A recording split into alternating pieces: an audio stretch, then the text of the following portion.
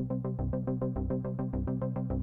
everyone, I'm Avi Klein, I'm Sam Graham-Felsen. and you're listening to Hey Man, the advice podcast for men. I'm a therapist, Sam's a novelist. Each week we're going to answer one of your questions and hopefully get a few of our own questions answered as well. And this week, our guest is Josh Schollmeyer, co-founder and editor-in-chief of Mel Magazine. Mel Magazine is kind of like the magazine your inner pubescent boy wished he had but never really got. I think it's smart, it's funny, but it's also really honest about what it's like to be a guy. So give it a listen and enjoy. How would you describe Mel Magazine to someone who hasn't seen it yet? Well, the old joke was it was me working through some shit.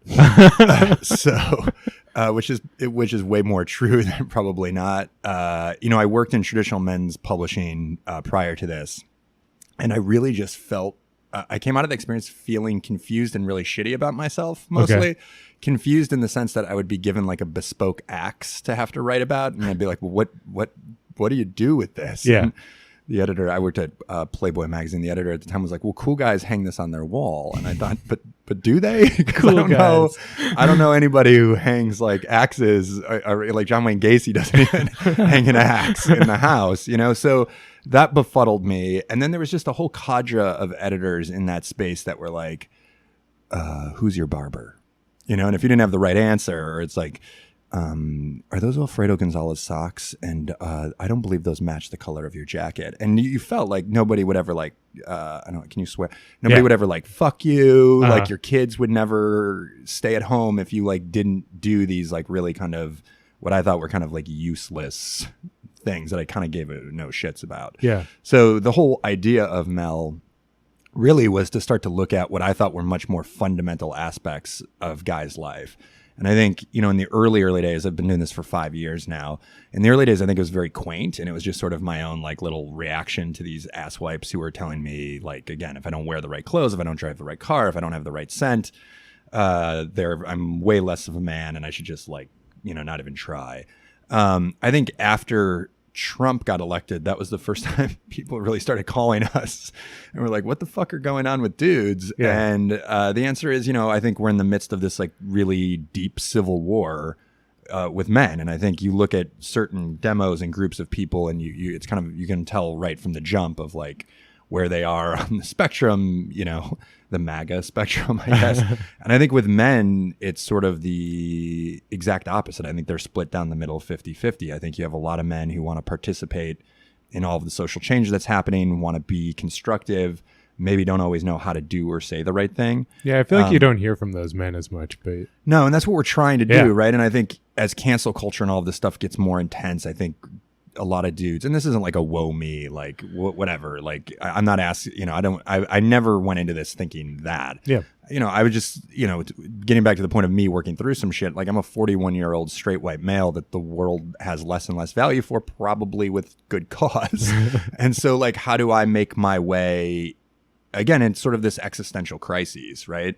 And I want to be a good faith player. I want to, to all of this stuff. I don't exactly know how, and I don't always say or do the right thing at all. On the flip side, you've got these guys who are online all day, like calling me a cuck. And, you've got this really kind of group of men who want it to go back to when men were men and blah, blah, blah, blah, blah. And it's the way I kind of feel about the coal plants. It's like, great. Yeah, save a coal plant. Fine. Yeah. Save 100 jobs. But that in long-term thinking, like that's not going to help anything, right. Yeah. And sure, like maybe it makes you feel good to be cloaked in a certain kind of masculinity that makes you feel comfortable, or is just sort of, I don't know, just like inertia.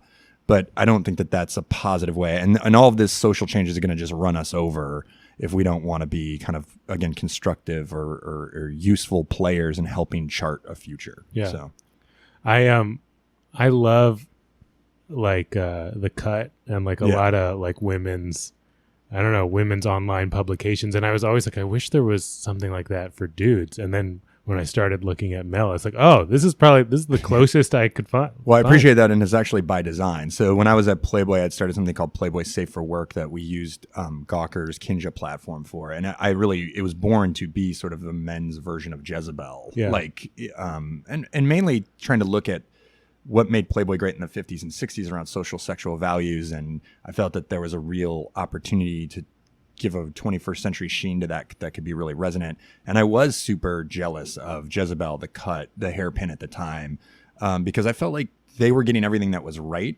about new and old media, and they were kind of merging it together really beautifully.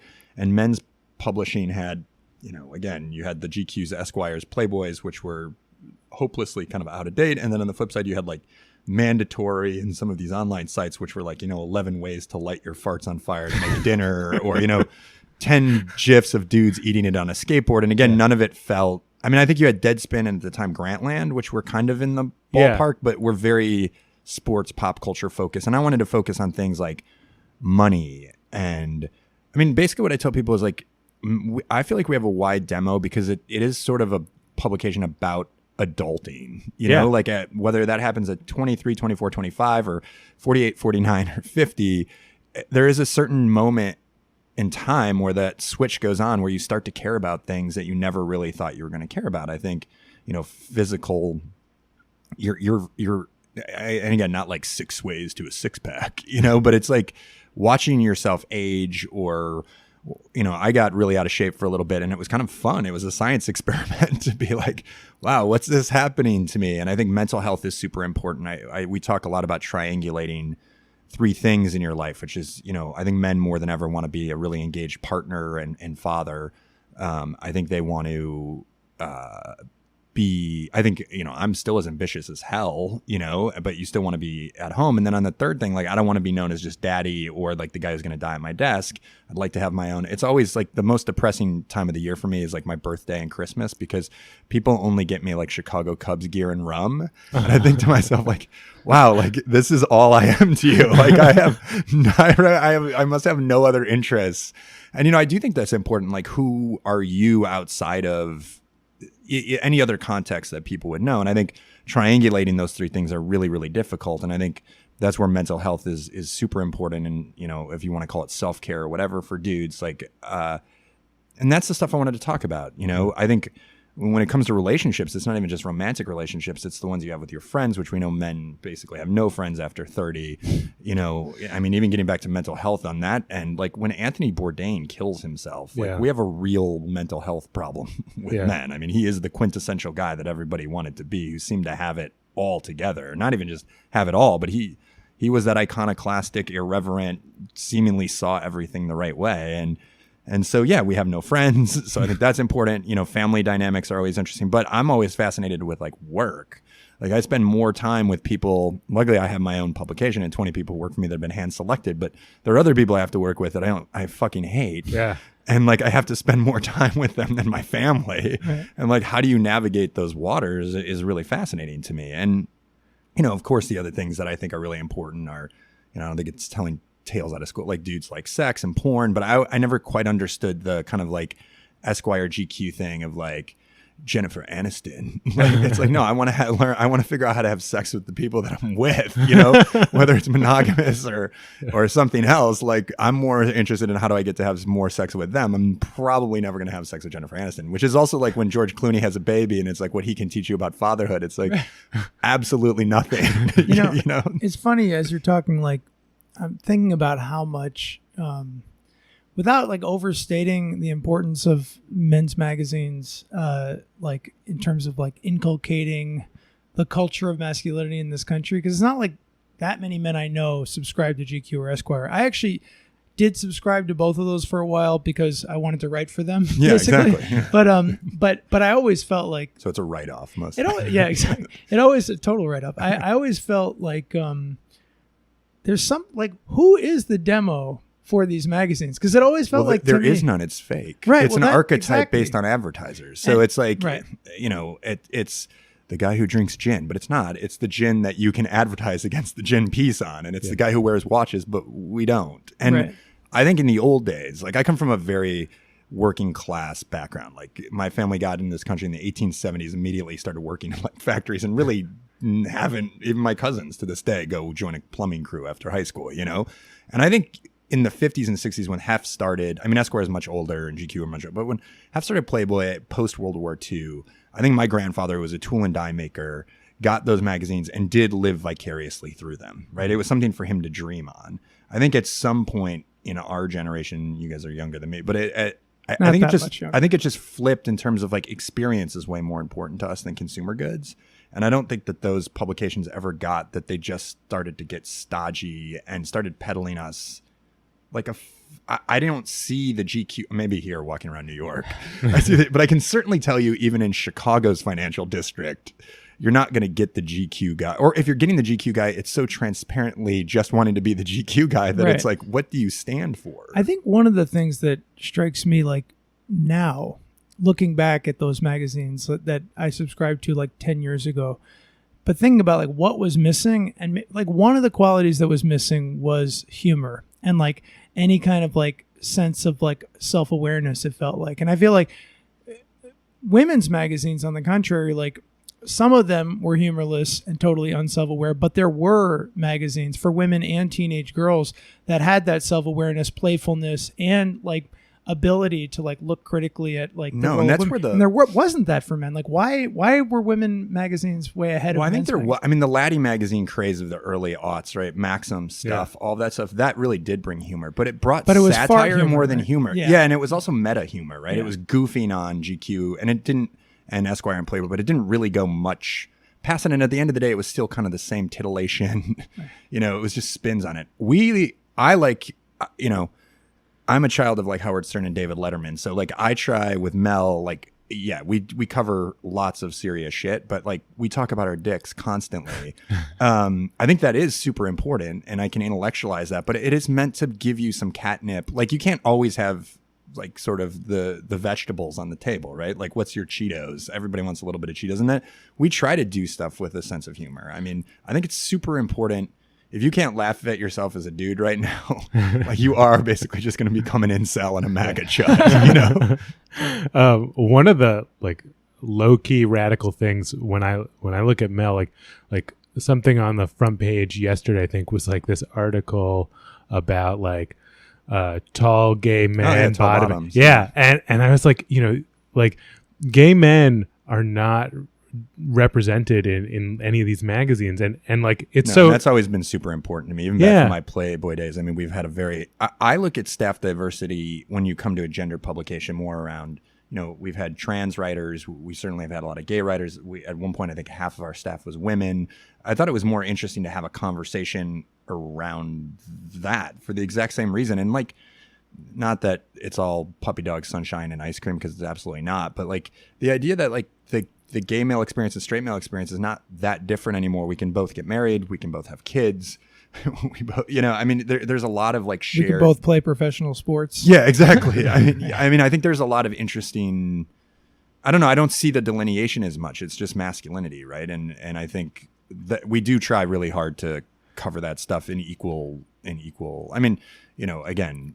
It's kind of impossible not to be heteronormative when you're me, because like that is my experience, but I definitely try to bring in a lot of people around me that can help me see other experiences that I might not be necessarily a part of. How did people react to you wanting to take that slant? Because even today, it's almost like I feel like we glossed over the part where straight men and gay men sort of like made peace or something like that, like I'm not sure that there's ever been like a reconciliation, Yeah, I don't how have people reacted? I mean, a lot of people think the site's filthy because we talk about our dicks constantly and sex and porn. I mean, I think the dick stuff is really important. We know that men don't even go to the doctor. Well, only no one else who does talk about dicks. Correct. Well, one, it's white space, so none of my competitors can take that. In fact, I met with one of the editors of Esquire at one time, and he's like, "Wow, I'd really like to do that." And I was like, "What?" He's like, "Why do you do it?" And I was like, "Because you don't." And my favorite actually was when Stormy Daniels came out and talked about Trump's mushroom dick. We did ball-to-ball coverage for 2 days. And it was like 20-some posts on mushroom cocks, which, by the way, all that stuff does tremendously well. There's a piece we have, who do you get your dick size from, mom or dad? That's done like 2 million pages. That's amazing. What a question. Just on search alone. I think, again, men only go to the doctor if they're in the middle of a heart attack and they need to be, resuscitated. Women are forced to go to the doctor every year for reproductive health. So we don't go to the doctor at all. I joke, I've learned more about my dick from Mel than I ever knew, because like it is sexual and reproductive health. And I think guys are really, really terrible at knowing about that. And I think it's a useful service, you know? And if For Hims or Roman or Viagra would like to help us be a sponsor, I've long wanted to start a Dickopedia. That's all about that. I mean, on the sexuality stuff, I think we take probably more backlash on some of the transgender stuff that we do. People seem still... I think you're right. I think we've kind of glossed over maybe whether it's an easy or uneasy piece between straight and gay men. I think I find some of the most interesting stuff that we've done on gender and masculinity coming from trans men, because they've seen it from both sides. Agreed. And oftentimes when they completely transition and they see it from a guy's point of view, they're a little bit like, whoa, it is kind of like everybody does hate us, you know, like, and I think that's pretty fascinating. Yeah. And I don't think we're like a pioneer. I mean, a lot of people have been doing way more transgressive stuff than we have. If anything, I think we've probably mainstreamed some of that stuff, for better or worse. I still feel that that's one of those things. Like, we did a thing about abortion and trans men that got a lot of people upset. And it just seems like that's the third rail issue that really bothers a certain set of people. And there are progressives even who I think quietly, I don't want to say disagree, but aren't as vociferous as in support. Does that make sense? Yeah. And that's, I think, where we probably take the most, that and the dick stuff. I had one very prominent writer take me aside at a party once, and she's like, young man, you're very smart. You're very good at what you do. You are too obsessed with your dick. Why do you think, to be unhumorous for a second, sure, why do you think the dick stuff is, beyond like the health stuff, men should, like, I mean, I'm just learning that like men my age should get their prostate checked. Exactly. Like, I didn't know that. Really? Or maybe even freeze your sperm if you want to have kids, you know. Yeah. But like, beyond the health stuff, why do you think it's actually important, rather than just like the business side, which obviously dicks are good for business, but why do you think it's socially important? That was also by gut, you know, that was from a gut instinct. I wish actually we hadn't just stumbled into things the way we do. I mean, I think, pun intended, although we're supposed to be not humorous, right? Probably because dick stuff usually only goes an inch deep. Yeah, I don't think that there's a lot out there. I think everything that's discussed about dick is how big it is. And I think one of my favorite, I did two pieces that were one of my favorite in the early days. One day I was sitting in traffic and I was like, I wonder what my dick's doing, or my balls are doing right now. Like, I know, like, what do they do? Like, are they making sperm? Like, and it's kind of embarrassing to not know. And then another thing we did was we did an ingredients list of cum.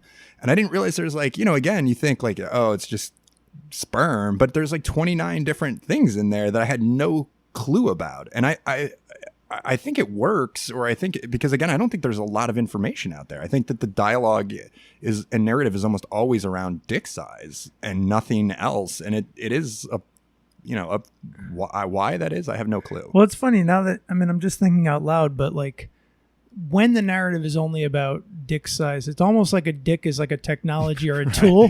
Like, it's not even part of your body. Yes. It's just like the thing you use to fuck or masturbate, but like, it's not actually connected. And there's tons of shame around it, right? If it's not the size. Right. If it's not a good tool. Yeah. And again, to go back to one of my, you know, I don't know if it's probably, you know, I was growing up on Howard Stern. Like, yes, he talked about dicks constantly, but all he talked about was how small his dick was. Right. So there wasn't any like real constructive conversation around what the consequences of that might be, other than shame. Totally. You know? Also, looking back on it, it's funny because I remember when, you know, I wasn't hugely into, I was weirdly an IMUS guy because I listened to sports radio at night and in the morning, like that's where my alarm clock went on to.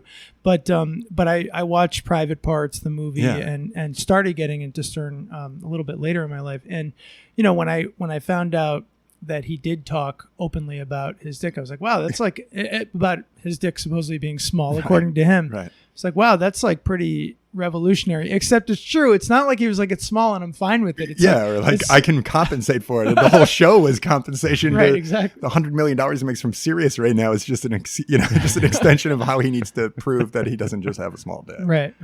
So, you know, I think I probably... How much do you guys talk about dick on this show? Not a lot. Well, actually, 2 episodes ago, we had a whole episode. We had Jason Rogers on. Oh, that's right. We did a profile of him. Yeah, I saw that. Jason Rogers, for people who haven't listened to the episode yet, is the silver medalist Olympian who we had a great conversation with him about his life. Well, not life, but his long struggle with erectile dysfunction. Yeah. We should talk about dicks more. Then. Yeah. Well, I'm just curious. Do you like? I know so much. Do you I'm do? a urologist. Have you guys done like polls of your audience? Do you have any idea what percentage are straight cis white dudes versus? No, I'm surprised actually. It's like 60-40, I think, male female, and I actually would have thought it was more female than that. For the longest time, I thought it was probably a little bit more female than male. Women seem really into this. One time I came to New York and it was the best. This guy took me aside and he's like, every time I read your site, I feel super fucking seen.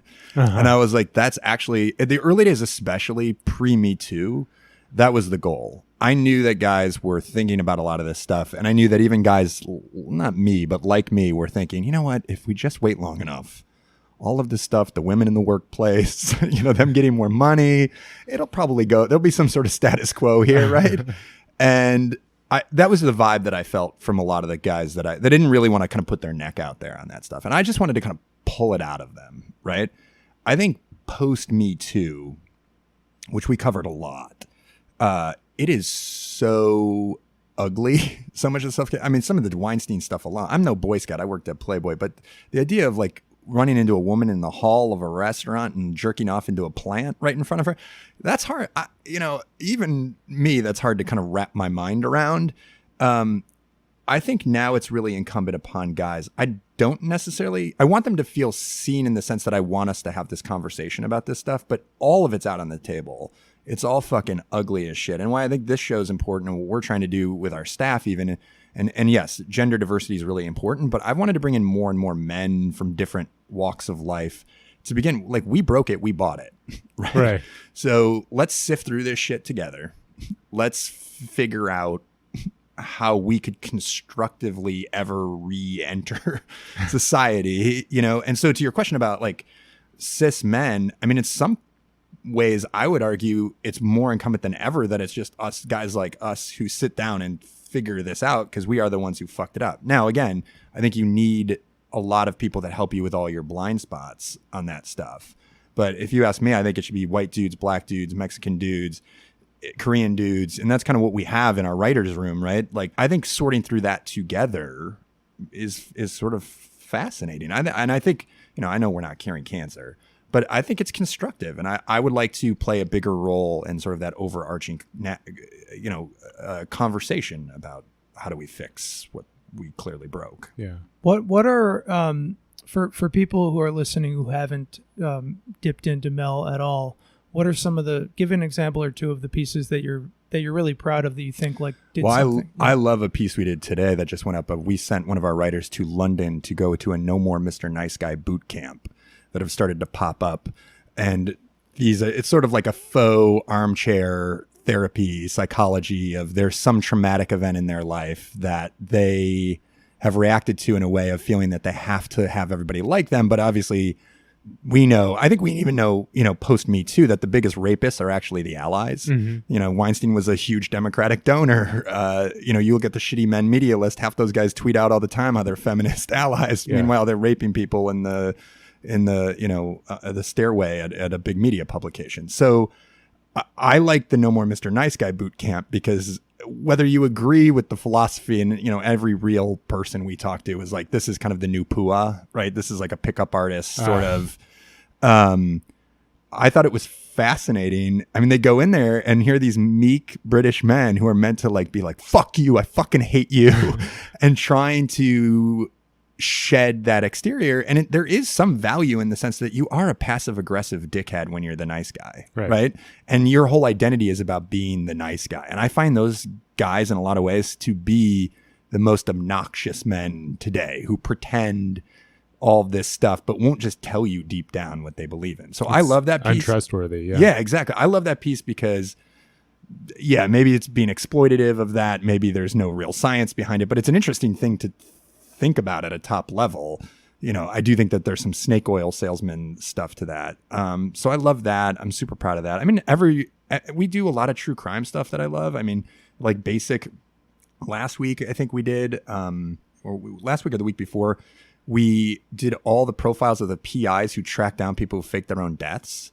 And that was fucking fascinating. And we got like this Brooklyn PI is like, if you do, I will find you, like you're not getting away with it. This, I'm really hoping Tinder changes their rules, but we ran a piece, I think it was Wednesday, that really blew up about men who've been reporting women on Tinder basically for turning them down. So if they get turned down, they report them for terms and services or whatever violations, and Tinder doesn't do any due diligence there. They just immediately shut them off. Yeah. And so there was this sort of cadre of women on Twitter who were talking about that we seem to get shut down every time we swipe right on a guy, and then it's always somebody who says something really angry, and the next thing they know, they sign in and they're off. So I mean, I'm really proud of that, because I think, whether you want to call the site woke or feminist, which I don't love labels any which way, we really are just trying to figure it all out.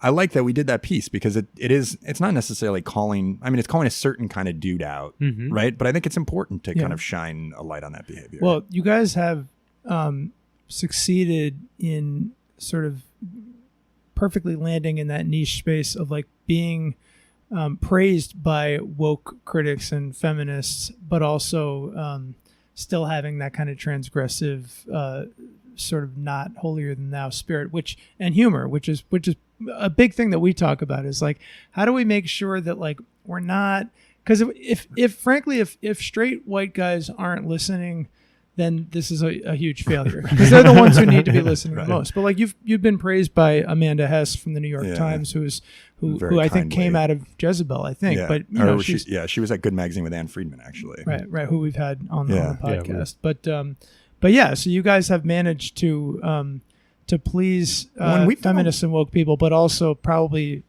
dudes who wouldn't necessarily and we could embrace those labels. It's one of those things, one day it's too feminist, the next day it's like Mel's heel turn and we become red pilled. I mean, we've done a lot on male sexual assault, and like, why can't we call it rape when a woman basically sexually assaults a man? That stuff does really well for us.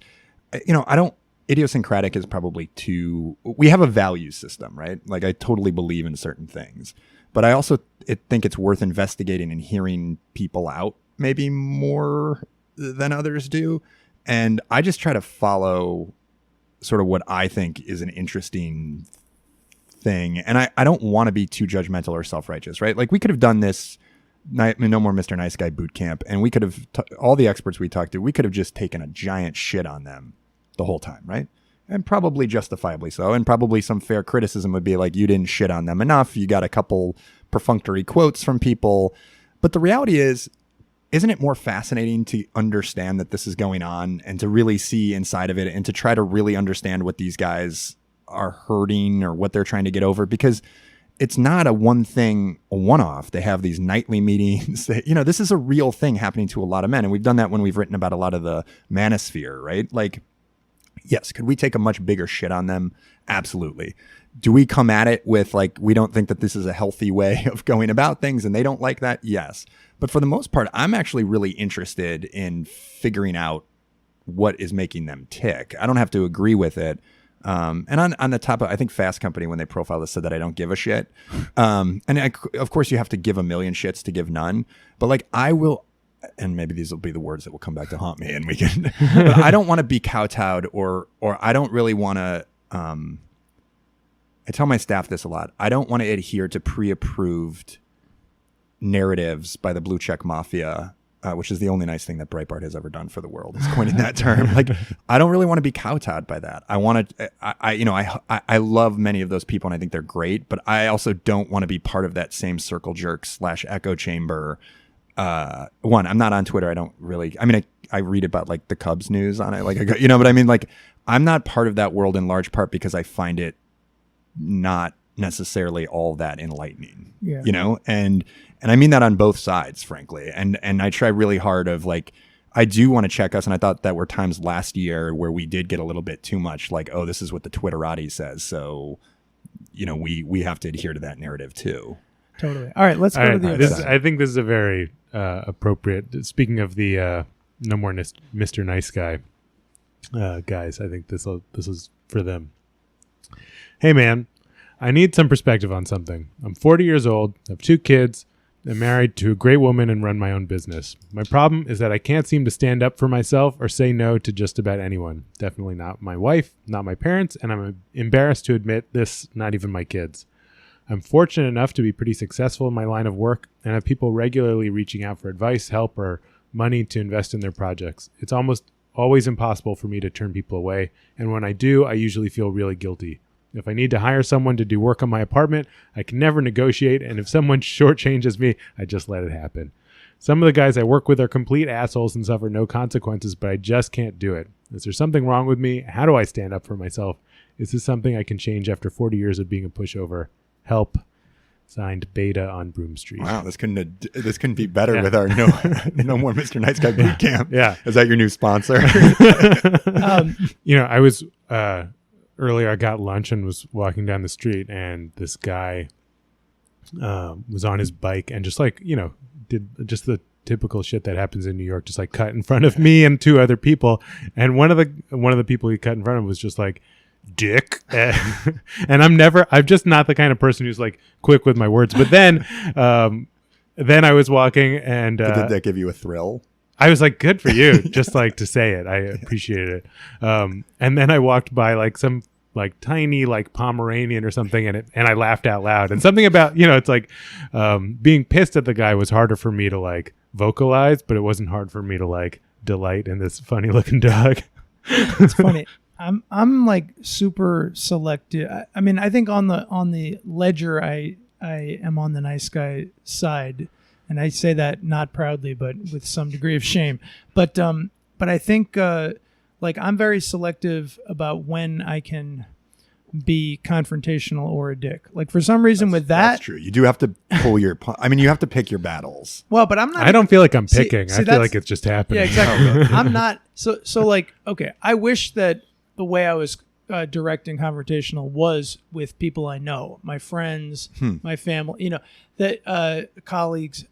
Those are the spaces where I'm like, basically like where the truth matters. Yeah, and where I just either hold my tongue or act more doormatty than I should. Then when it's like when it doesn't matter and it would make sense to be a Zen guy, like when I'm driving and someone cuts me off, I always have road rage and yell at people and roll down the window. I also when it comes to writing, like I consider myself pretty fearless about like writing stuff that I know will piss some people off. And for some reason, if it's like in writing and it's not directed towards a very specific person, it's okay. But then when it's like face to face, I like really have a hard time like saying something direct and truthful that's standing up for myself. I think my last bit of passive aggressive nice guy stuff might be that I'm still struggling with is the people that I write off. So the people that you've been really honest with, that you've tried, and they just are not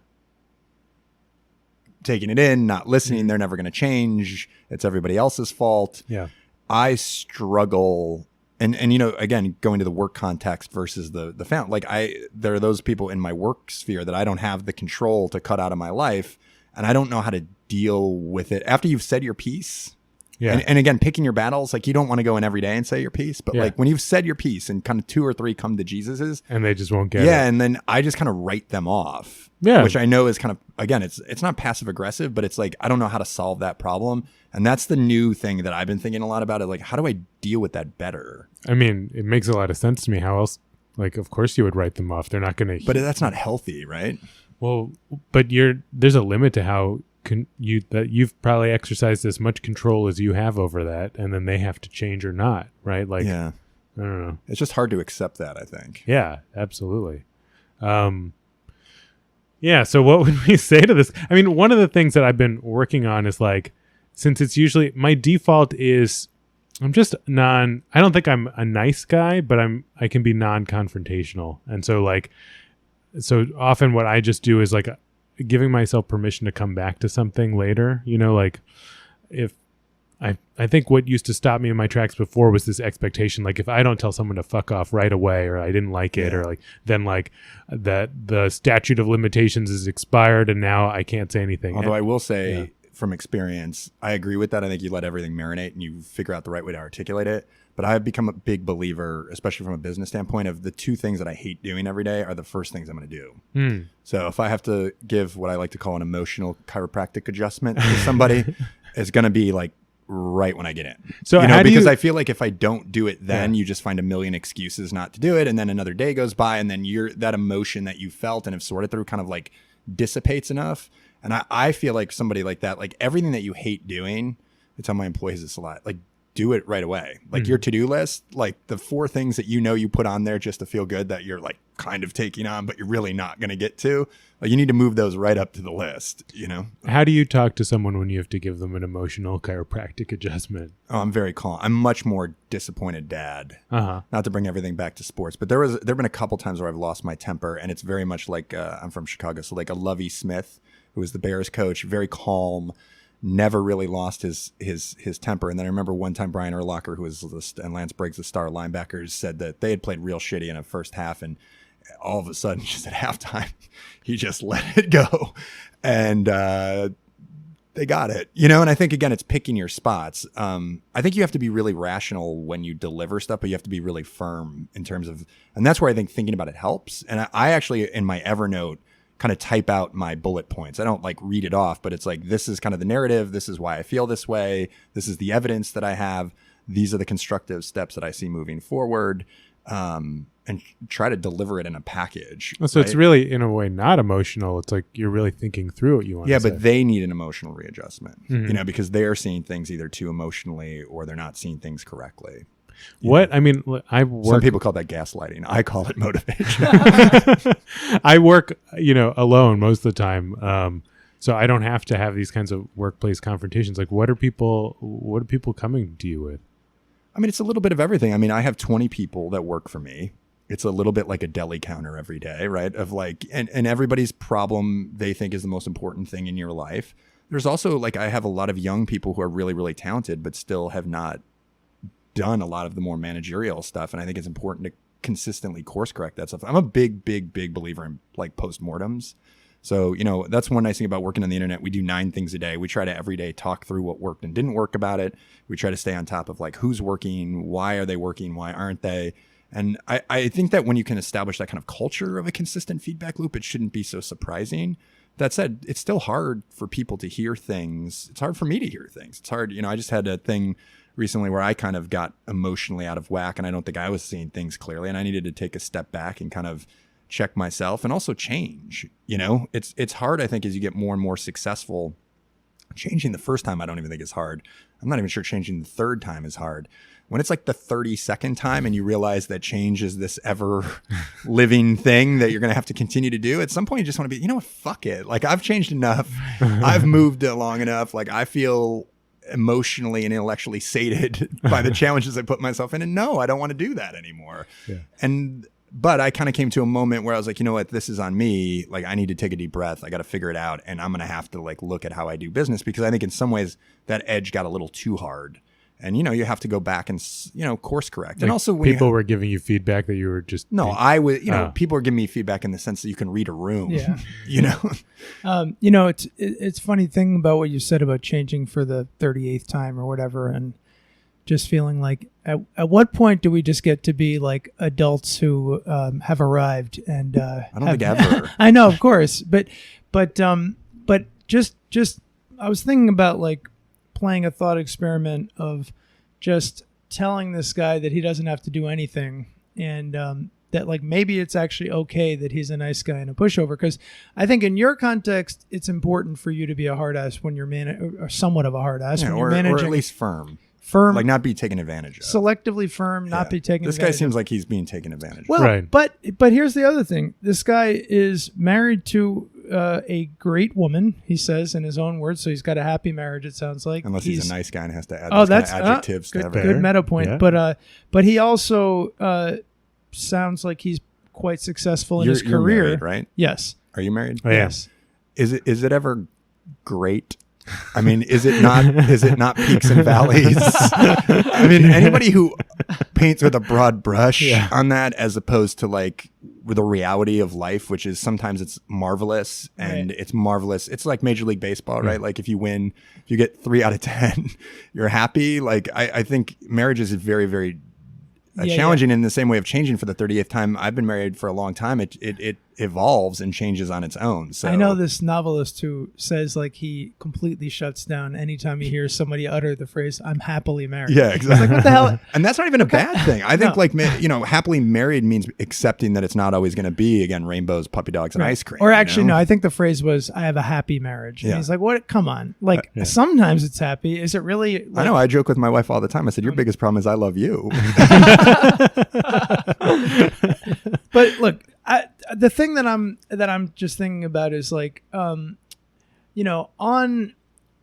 one thing that's come up a bunch of times on the show is meditation, because it just happens that like almost all of our guests meditate, right? I don't know. Have you ever tried meditation? I do not, but getting back to Michael Dubin, he's a big proponent of it. Okay. And we've done a ton on mental health and self-care around meditation. And I mean, one of the sort of like, the basic sort of bedrock idea of why you meditate is to let go of things and to stop trying to control shit, right?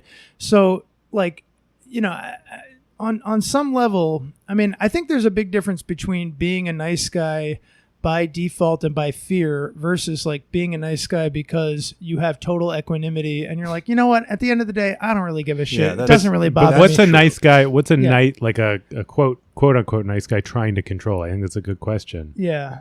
I think they're trying to control people not liking them, right? They or feeling guilty, right? Like things like that. And so I would definitely, if this was someone I was working with, and I see people who struggle with this all the time, like, it's okay to feel bad. It's okay to both maybe be a dick or be firm or whatever, and someone doesn't feel good and you feel bad that their feelings are hurt. That's okay. I always say this all the time. If I can go to bed and sleep at night, I know I've done the right thing. There have been times where I've been too much of a hard ass or too much of a pushover where I get up in the middle of the night and I think, you know what? I didn't handle this. This could have been done better. Mm-hmm. You got to believe you're right on this stuff, I think. Yeah. Or own that you were wrong. Correct. Yeah. Yeah. I also, I don't get I think what nice guys really truly are doing is building these walls to go to discomfort. Yeah. Like, it's not even they feel bad. They don't want to go to parts of their personality that make them feel uncomfortable because they don't want to do the change the first time, the 5th time, the 30th time, right? Like, there's a persona that's so important to them to be, and I think it holds a lot of people back. I agree. I mean, I think for a lot of folks, people I'm thinking of, they're just really afraid. Maybe if people knew the real me, they wouldn't want to be around me, or they wouldn't love me, or they wouldn't like me, and that's a heavy worry to carry around. But I don't know, for me, when I do the Mr. Nice Guy thing, I think a big animating I'm specifically talking about like when somebody is a dick to me or does something unfair, and I should say something and be like, hey bud, like, you look what you just did, don't do that anymore, and I don't speak up. Honestly, one of my big fears is the like pot calling the kettle black problem of just like, if I start going down the road of like criticizing other people for like, do I have to be morally impeccable? And I know that I'm a long stretch away from morally impeccable. So like, how do you deal with that issue of like, what gives me the right to say something? I try to, again, pick my spots. I do it with my family and my employees. I'm not unsolicitedly like going around telling people like you like, and you. Yeah.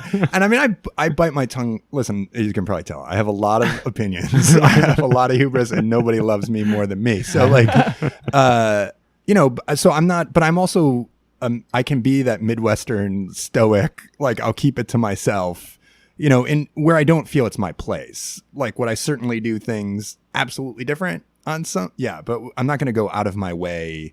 Now, if I feel it's, again, vital to the collective, I also think what's scary about something like this is being so fearful about individual decisions somehow reflecting poorly on you, as opposed to like, you are sort of a collection of you are the sum of your parts. So like one little thing, saying no to your wife about one thing or saying no to your kids about one thing does not make you a shithead father or shithead husband. Right. You don't have to be perfect. Correct. And like, you have to get enough of the decisions right. And they have to be shown to where you can sleep at night being, I made these decisions not out of my own selfishness. I made these decisions because I thought they were best for the collective, for the family, for the workplace or whatever. it doesn't seem like that's the case. If anything, it seems like he's miserable. That's a really important point. I actually don't think in all of our episodes that kind of point has been made on the show yet, which is just that like people tend to overrate the importance of like one decision, thinking like one decision, probably because like Hollywood movies are all about one decision that will change your life forever, right? And it's never like one decision basically never fucking matters. Like I can't think of a single time in my life where one decision I made. Like, every once in a while. And again, when it goes back to course correction, you do go back, and those are the nights that keep me up sometimes. Where I was like, God, that was maybe more important than I thought. I fucked it up, and now I need to go like fix it. But again, I think you are the sum of your parts, right? So like, I hope that any one decision doesn't really. It's not a represent. I like that. I know it's not real in the Nate Silver world to do. I like the statistical thing where you throw out the best score and the worst score, and it's somewhere, all the ones in the middle matter. Because you're going to have bad days. You're going to have great days that are also not representative of what you're capable or who you are. I like to tell a lot of my employees, like, what are you doing for me on a random Tuesday at 3 p.m.? That's what matters. Like, not when you feel really creative today or I don't feel so good. You know what I mean? Like, it's all the quiet moments, the rote moments that in a lot of ways are the most important. And I think intentions are super important. I think to your point about hypocrisy or whatever, I think like a value system is important. So if you're making decisions that are consistent enough with those two things, I don't see how people could get mad at you because they're logically attached to sort of like a bigger worldview that says more about who you are as a person than just being somebody who wants to be perceived as likable. So do we have any advice for this guy? I mean, well, you got to start somewhere with the nose. You got to start. I think with that's the a good kids. point. I think that's the easiest one. Kids. I say no. I don't know. Do you have kids? It's easy. Too? Yeah, I have 3 kids. Yeah. I say it's no. Easy to say no to your kids.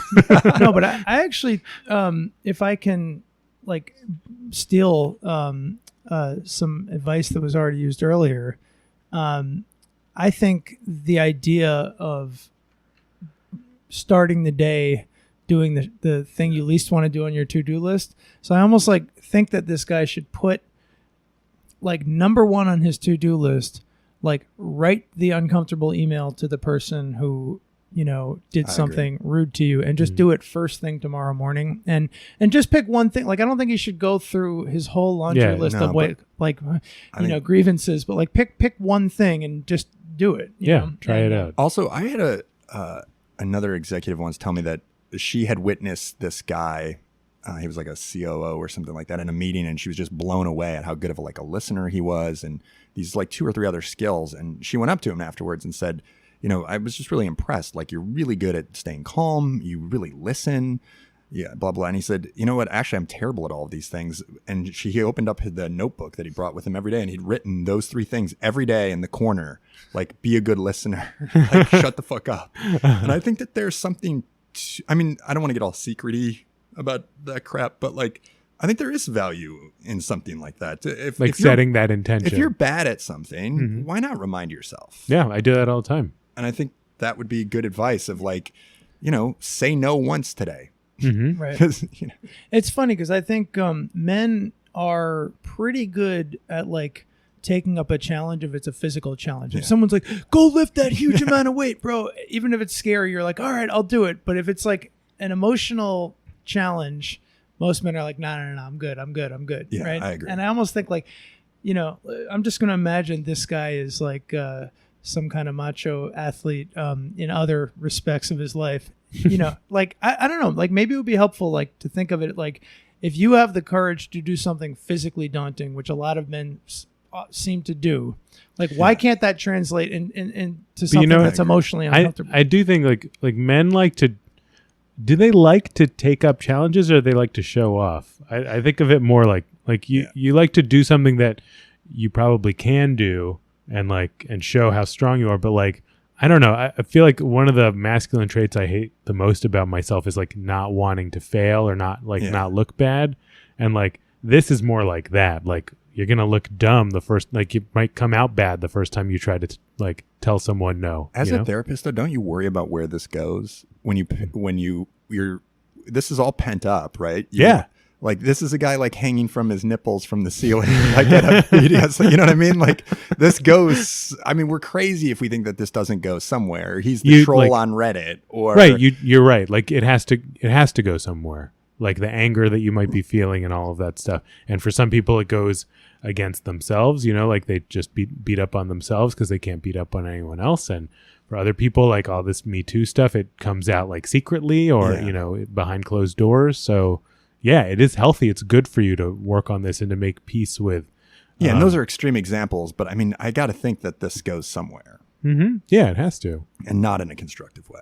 Right. Maybe in a releasing way. Or I guess you could say like not in a way you're not in charge. You have less control when it's unconscious or when you're not okay with that part of yourself, it'll come out in ways that and I guess maybe that not to be against self, maybe it is better that you go work it. Maybe you can have a happy, great marriage because you can say yes to everything because you are hanging from the ceiling from your nipples twice a week. That gives you the release that you need. I don't know. I guess everybody to each their own, but it doesn't seem to me like the healthy.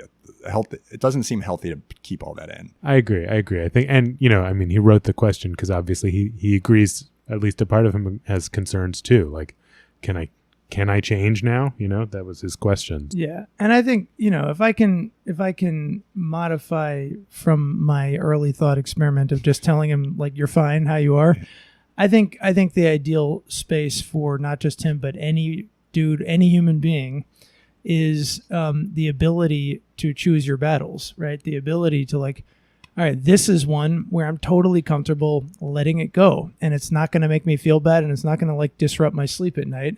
And this is one where I know I'm not comfortable letting it go. It matters too much to me, and now I'm going to fucking say something, And the ability to make that choice, I think, would be really empowering and nice for this guy. Like right now, he feels trapped, like he doesn't ever have the choice to do option B, which is to say something. Well, and to elaborate on that, it's, I think people like you and me, Sam, like when we think of choosing our battles, maybe we're like, let me pick the one where I think I can feel okay about it, which is maybe never, so I'll never do it. So that's like choosing your battles but choosing no battles, right? And then there's choosing like, this is the one that's important. I need to do this because it's going to have big consequences. So I'm going to put it first on my to-do list. And that's also what I think is a little concerning when every little decision is so important. To the point that we were talking about before, like if you can't, you've got to be able to differentiate between what is important on this whole list and what is not, and what you're fine with. And it seems like all of this is sort of like a confluence of everything is important, and therefore nothing is important. Totally. Right. By the way, just one other quick thought, which is that he is going to get some blowback if he stands up for himself, because as we've all said, like nobody likes to be criticized or told that they're like making other people feel uncomfortable or whatever. No one likes that. Everybody is defensive, right? But I think what's important for all of us to just remember is that like people might get pissed for like a day or two, and then they will probably get over it as long as you're not doing this constantly, and it's like indicative of like a core characteristic of who you are. Like standing up for yourself, it's going to piss someone off for a day, and then they'll get over it and be fine. Especially if you're in a great marriage, I'm sure she'll probably understand. But I think we wildly overrate the idea of like this will be a deal breaker and people won't get over it. I think that you're right that's a big fear here. Like, so what's the piece of advice that has stuck with you that you So I believe this is from the Zen master. So I grew up in Chicago in the 1990s. So the people that I think are geniuses that I still live by are anything that Oprah Winfrey has said. Gene Siskel and Roger Ebert, Michael Jordan, or Phil Jackson. And I've always liked, I don't know if it was Phil who pioneered it, but I always liked the sports adage of like the 24-hour rule. So if I'm upset about something, I really allow myself to be upset for 24 hours. That usually is like me getting lost in a bottle, like a pirate ship, And if I'm really excited or I feel very successful or whatever, I also just give myself 24 hours, which also usually involves getting in a bottle like a pirate ship, and then let it go and just start the next day over from scratch. I think it keeps you like very level, like never get too high, never get too low. There's always kind of a new day. If people want to check out Mel. Yeah, so just come to Mel Magazine, MEL, then magazine, the way you would spell a magazine. You can follow us on Twitter, where we're very active at We Are Mel, and same on Instagram. And Cool. Awesome. Thanks, man. Thank you. That's a wrap, everybody. As always, you can email us with your advice questions at heymanpod@gmail.com. Better yet, shoot us a voicemail, 917-426-43 26. If you want to get your Instagram or Twitter on, we're at HeyManPod. And as always, we really appreciate if you would give us a review wherever you're listening to this podcast. And it makes a big difference for us.